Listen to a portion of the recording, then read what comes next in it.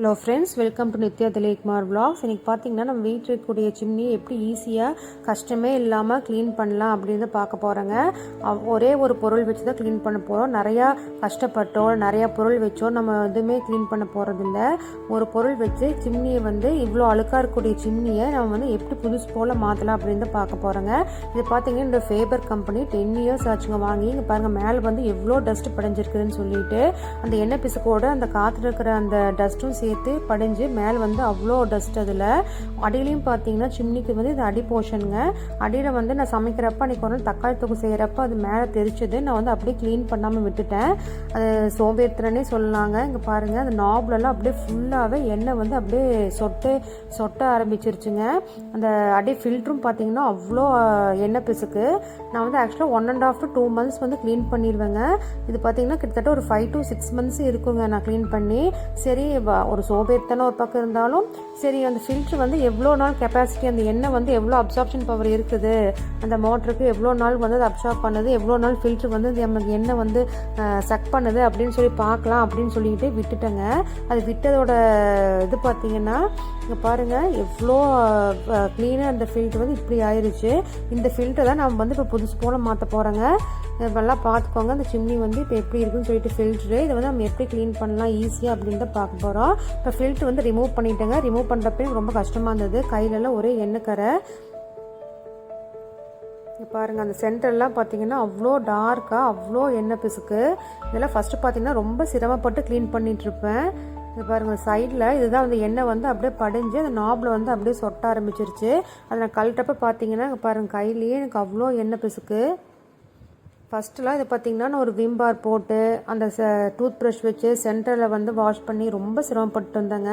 இப்போ இது ஒன்று தெரிஞ்சதுலேருந்து நான் ரொம்ப ஈஸியாக க்ளீன் பண்ணுறேன். அதுதான் உங்களோட ஷேர் பண்ணுறேன். வாங்க எப்படின்னு பார்க்கலாம். அதுக்கு ஒரு மாதிரி பெரிய இது மாதிரி திக்கான ஒரு பிளாஸ்டிக் டப் எடுத்து வச்சுக்கோங்க.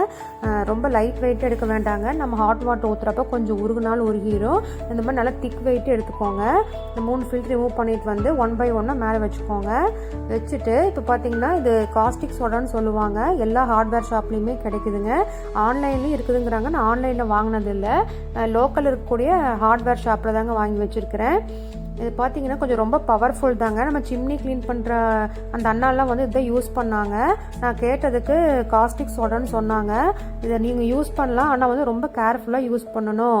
கைக்கு ஏதாவது பாலித்தீன் கவரு இல்லை க்ளவுஸ் மாதிரி போட்டு எடுத்துக்குங்க. இல்லைன்னா கை ரொம்ப புண்ணாயிரும், ரொம்ப காரமாக இருக்குங்க அப்படின்னு சொல்லி அலர்ஜி ஏற்பட்டுரும்.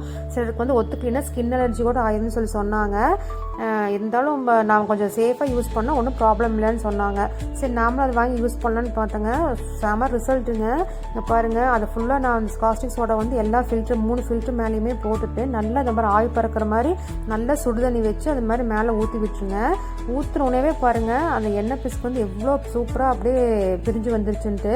ஒரு 15 to 20 minutes வச்சிங்கன்னாவே போதுங்க. அந்த ஃபில்டர் இருக்கக்கூடிய எல்லா எண்ணெய் பிசுக்குமே அப்படியே கரைஞ்சி அப்படியே ஃபுல்லாக வந்துடுது. எல்லாத்தையுமே எடுத்து பளிச்சுன்னு ஆயிடுதுங்க. இது பார்த்தீங்கன்னா சோடா மண்ணு சொல்லுவாங்க. எல்லாம் லோக்கல் நம்ம மளிகை கடையிலேயே விற்குதுங்க. இது எதுக்கு நான் யூஸ் பண்ணுவேன்னா, அந்த சிம்னி மேலே காமிச்சோம் பார்த்தீங்கன்னா அந்த டாப்பில் அந்த ஃபுல்லாக அந்த எண்ணெய் பிசுக்கு அந்த டஸ்ட்டு எடுக்கிறதுக்குன்னு இதுதாங்க எப்போவுமே இந்த 10 வருஷமாக யூஸ் பண்ணிகிட்ருக்கிறேன். ஆனால் சிம்னி க்ளீன் பண்ணவங்களுக்கு கேட்டால் தெரியும் நீங்கள் யூஸ் பண்ணக்கூடாது, சிம்னி இதாயிரும் அதாயிரும் சொன்னாங்க. ஆனால் 10 years யூஸ் பண்ணிகிட்ருக்குறேங்க. எனக்கு எந்த ஒரு சைட் எஃபெக்டோ இல்லை ஒரு டிஸ்அட்வான்டேஜ் மாதிரி எதுவுமே இல்லை. கொஞ்சம் தண்ணியில், நார்மல் தண்ணியில் கொஞ்சம் சோடா மண்ணும் சோப் பவுடரும் போட்டு நல்லா மிக்ஸ் பண்ணி ஒரு சாஃப்ட் கிளாத்தில் வச்சு நல்லா டிப் பண்ணி புழிஞ்சு இப்படி நல்லா இறுக்கி புழிஞ்சுக்கோங்க. புழிஞ்சு இப்படி தொடச்சிங்கன்னா சூப்பராக வந்துடுதுங்க. ரொம்ப புளியக்கூட சும்மா லைட்டாக தண்ணி இருக்கிற மாதிரி தொடச்சிங்கன்னா தான் அந்த ஃபுல்லாக எண்ணெய் பிசுக்கெல்லாம் வந்துடும். அதை தொடச்சி எடுத்துட்டு ஒரு நார்மல் கிளாத்தில், ட்ரை கிளாத்தில் ஒருக்கா தொடச்சி விட்டுட்டிங்கன்னா இங்கே பாருங்கள் மேலே எவ்வளோ ஷைனிங்காக இருக்குதுன்ட்டு. இது நீங்கள் கிளாஸி மைக்கா போட்டிருப்பீங்க பார்த்தீங்களா, நார்மல் மைக்கா வேண்டாம், கிளாஸி மைக்கா மாதிரி ஷைனிங் ஃபினிஷ் இருக்கும். அதுக்குமே நீங்கள் இந்த டிப்ஸ் ஃபாலோ பண்ணலாம். நல்லா ரிசல்ட் வருங்க.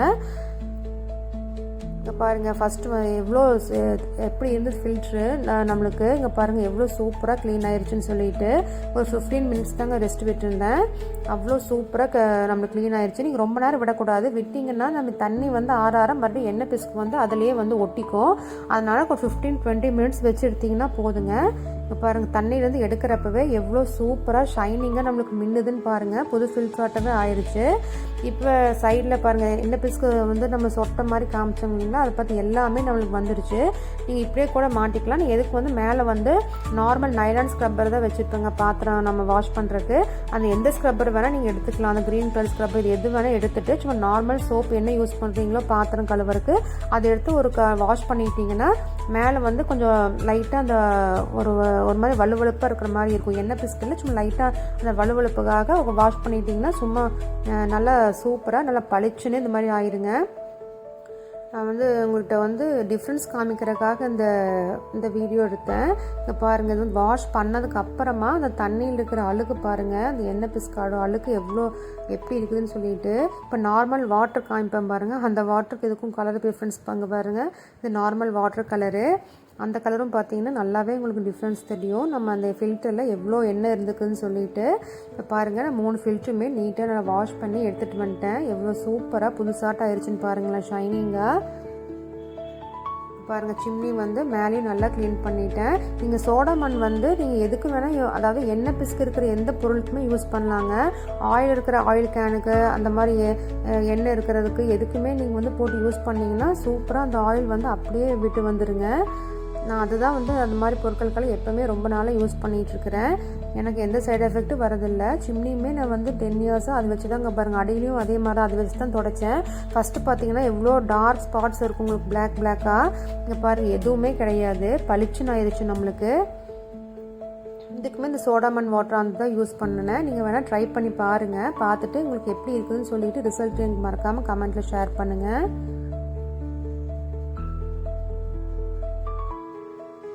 இது வந்து ரொம்ப ஈஸி. நம்ம வந்து அவங்க கூப்பிட்டு நம்ம க்ளீன் பண்ணோம்னா ஒரு டைம் வந்தால் ஒரு 500 rupees கேட்குறாங்க. அதனால் நம்ம அந்த காஸ்டிக் சோடா வந்து ரொம்ப கம்மியான ப்ரைஸ் தாங்க. நம்ம வாங்கி வச்சிட்டோம்னு சொல்லிட்டோம்னா என்ன சேஃபாக மட்டும் ஹேண்டில் பண்ணணும். அது தண்ணி ஊற்றுறப்ப கொஞ்சம் காரலாக இருக்குங்க. கொஞ்சம் குழந்தைங்கள்லாம் பக்கத்தில் விட வேண்டாம். நம்மளும் சேஃபாக ஹேண்டில் பண்ணி க்ளீன் பண்ணிட்டோம்னா அங்கே வாங்க ஃபஸ்ட்டு இதுக்கும் இப்போக்கும் உங்களுக்கு நல்லா டிஃப்ரென்ஸ் தெரியும். எவ்வளோ புதுசு மாதிரி ஆயிடுச்சு பாருங்கள் சிம்னி. நீங்களும் இதை ட்ரை பண்ணி பார்த்துட்டு எப்படி இருக்குதுன்னு சொல்லுங்கள். பிடிச்சிருந்தா நம்ம சேனலை மறக்காமல் சப்ஸ்கிரைப் பண்ணி லைக் பண்ணி வச்சுக்கோங்க. இந்த மாதிரி யூஸ்ஃபுல் வீடியோஸ் போஸ்ட் பண்ணுறேங்க. தேங்க்யூ ஃபார் வாட்சிங்.